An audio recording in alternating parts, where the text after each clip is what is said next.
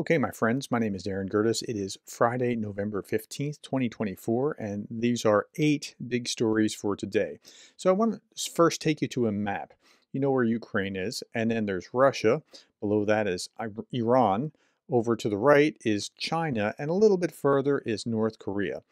Each of those countries are going to factor in significantly to what we have to say, and the linkage between the countries is also very important. But first, we're going to start with Germany. Zelensky was criticizing German Chancellor Olaf Scholz for the phone call to Putin. So Scholz went out of his way to try to reach out to Putin. Chancellor Scholz told me that he was going to call Putin. Olaf's call, in my opinion, is Pandora's box. Now there may be other conversations, other calls, just a lot of words, and exactly what Putin has long wanted. It's extremely important for him to weaken his isolation, Russia's isolation, and engage in ordinary negotiations that will lead to nothing. We understand all these challenges now. We know how to act, and we want to warn there will be no Minsk III. We need real peace. Okay, this morning I also mentioned Budapest. I was trying to mention Budapest and I mentioned Minsk instead. I'm sorry I bungled that. But yeah, there should be no Minsk III. And for Scholz to be going around to talk to Putin, it's not really a good look. And Zelensky needs Europe to stay together and not make any plans about Ukraine without Ukraine. Okay, Dmitry Peskov talked about this phone call. He confirmed a call between Putin and Scholz initiated by Germany. They like that. It was initiated by Germany. They were the ones to call. He went out of his way in that interview to talk about that. Scholz stressed the need for Putin's readiness to negotiate, but no common ground was found. It would seem. Putin insisted on demands for Ukraine's capitulation, while Scholz reiterated Germany's stance. So nothing came of it, except it made Germany look like the one that was needy, or the West look like the one that was needy. Okay, meanwhile, China supplied weapons to Russia for its war against Ukraine for the first time, and this is according to Borrell. EU foreign policy chief has called for consequences. The EU is now considering sanctions against China. That is not what China wants. They do a huge chunk of their trade with the West and very, very little with Russia. While they want to sell Russia things, they don't want to jeopardize that. And sanctions against China would be really significant.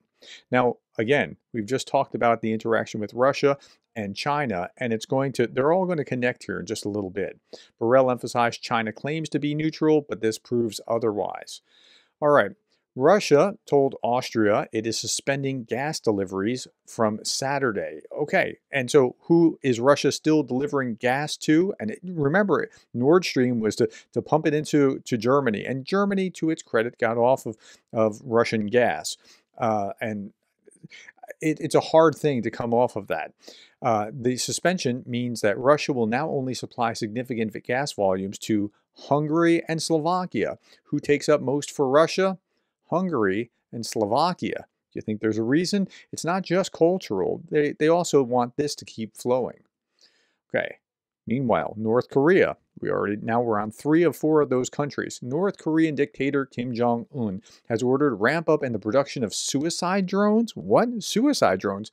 Okay, it will make sense in just a little bit. As military ties with Russia deepens, questions arise. Is Kim receiving technological assistance from Moscow to develop and manufacture these drones? Well, it looks like that is what's happening. But there's more to the story. Ammunition, missiles, troops, now artillery, more North Korean support for Putin arrives. So yeah, artillery is being sent. It's from North Korea to Russia.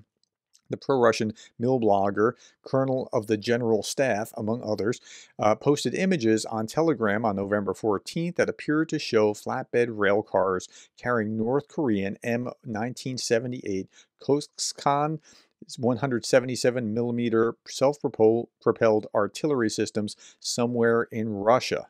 About that, the Kosan is claimed to have an effective firing range of up to 40 kilometers with conventional rounds and up to 60 kilometers with rocket-assisted projectiles, firing at a rate of 2 rounds every 5 minutes. Koksan is battle-proven, having been used extensively by Iran. See the connection here? Iran as highly effective long-range counter battery weapon during the Iran-Iraq War of 1980 to 1988. If nothing else, it's another example of Moscow's need to access additional sources of weapons and equipment, which Pyongyang only seems happy enough to provide at a price in support of developing close relations between North Korea and the Kremlin. So, yes, Russia needs it, but Russia is also able to obtain it. And that's the problem. So, destroying more artillery systems, if it just gets backfilled, that's not as helpful as it was when it wouldn't get backfilled. Here's another article about the drones now. North Korean leader Kim Jong-un has called for the mass production of attack drones, a move likely to heighten global concerns over Pyongyang's military collaboration with Russia.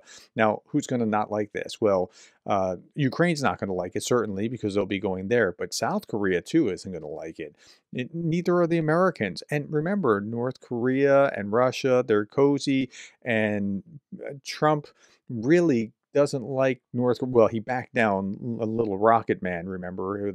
Or so he tells the story. He just kind of showed him who's boss. Well, he might need to go down that path again and deal with North Korea. He also doesn't like Iran. He also doesn't like China. And Russia, who he kind of likes, is connected to all of them. So it's really interesting how this will play out. The announcement comes as experts warn that sensitive Russian military technology may be finding its way into the hands of nuclear-armed regime. Kim personally oversaw the testing of the drones, which are capable of striking both land and sea targets, North Korean Central News Agency reported on Friday, November 15th. The drone's designs bear striking similarities to Israel's Harop drone and Russia's Lancet III, prompting speculation about how North Korea obtained this technology. Experts suggest that Russia may have facilitated this transfer, possibly sourcing the designs from Iran, and Tehran, in turn, is suspected of acquiring the technologies by hacking or theft from Israel. And again, here's some looks at the kamikaze drones, and so, yeah, there's more bad news coming here for Ukraine with this. Now, if you're Russia, think about this. If you're Russia and you have a manpower shortage and you can outsource this probably cheaper and not have to use your own manpower, this is a win-win-win situation between you and North Korea. Okay. In other news, Iran and Saudi Arabia have taken major steps to de-escalate tensions and boost cooperation, a move that appeared unthinkable until recently. The Iranians and the Saudis hate each other. Iran and Saudi Arabia have been bitter rivals for decades, vying to lead competing branches of Islam, but they've taken major steps to de-escalate tensions. The détente process has intensified since Donald Trump's decisive victory in the U.S. presidential elections. Why? Because during the Trump administration, things were very different in the way that the U.S. handled Iran and the way that the U.S. got along with Saudi Arabia. Saudi Arabia is concerned that these escalating tensions between Israel and Iran could spiral out of control and lead to a broader regional conflict. Trump's victory on November 5th presidential election has injected more urgency into the Iran-Saudi rapprochement. There are fears in the region that Trump's electoral victory will embolden Israel to intensify its attacks on Iran and Tehran's interests, and that's because they know that the U.S. is squarely behind them. Unlike in the Biden administration, where Biden said, yes, we support you, but then was trying to talk Netanyahu down, I don't think you'll see that kind of thing in a Trump administration. During Trump's first term in office in 2017 to 2021, his administration pursued a campaign of maximum pressure on Iran that included imposing crippling sanctions against Tehran. The Biden administration then undid some of those. At the same time, Trump struck a close relationship with Riyadh. He helped to facilitate normalization between several Arab states and Israel under the Abraham Accords. And if you look at what happened on October 7th, some commentators say that that massacre was calculated to upend the growing movement toward rapprochement with Israel. And the Saudis and the Iranians are playing nicer now just because Trump was elected. He's not even in office yet. So some changes are coming to the region. Okay. Meanwhile, Iran provided written assurance to the U.S. in October that it would no longer attempt to kill President Trump. Now, I read that and I thought, if you're already trying to assassinate me, why would I believe your written assurance? Like, this seems like not something that you would put your trust in. Okay. Meanwhile, what's happening in Russia? The ruble to dollar is now worth just 1 US cent again. It's 1 to 100. It's in bad shape, and it's been in bad shape for some time.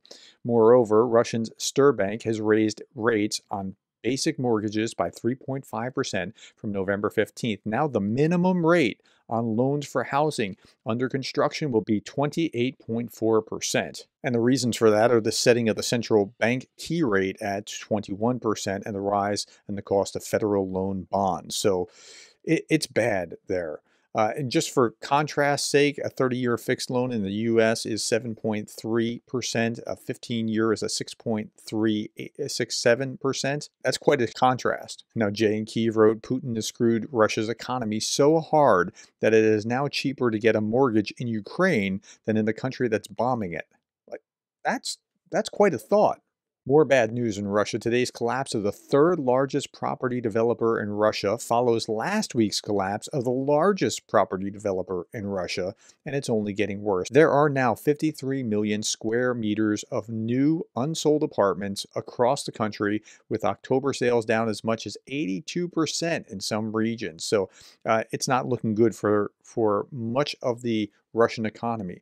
None of this means that Russia's economy is about to collapse, but all of these are negative indicators that over time build up and accumulate. Let's turn our attention to Georgia. In 2008, as you know, Russians invaded Georgia and managed to occupy 20% of the country, and the area of Abkhazia being part of that. After 16 years of Russian looting the territory of Abkhazia, residents had enough, so protesters are storming the Abkhazian parliament. So where is Abkhazia? Is this northwestern portion of Georgia. Here's more video of the protesters.